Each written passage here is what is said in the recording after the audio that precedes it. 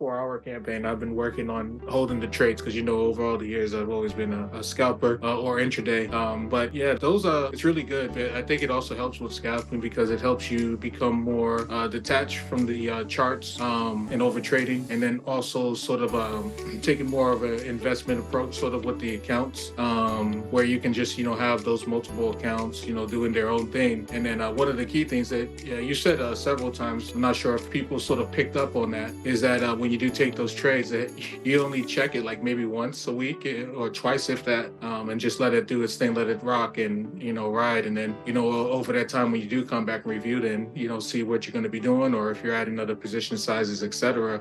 But that's worked out well. Obviously, I said that information with one of the I guess the challenges. It was like a 30-day competitive, I guess, challenge with one of the firms, and that also worked well just in that trial phases and in using it. So that's something that has been growing on me. I'm still a scalper at heart, and that's one of the most difficult things, letting the winners ride and maximizing on that potential in it. But it's really an interesting thing, and I think anybody, if they're not already doing this, should definitely look into it and continue holding.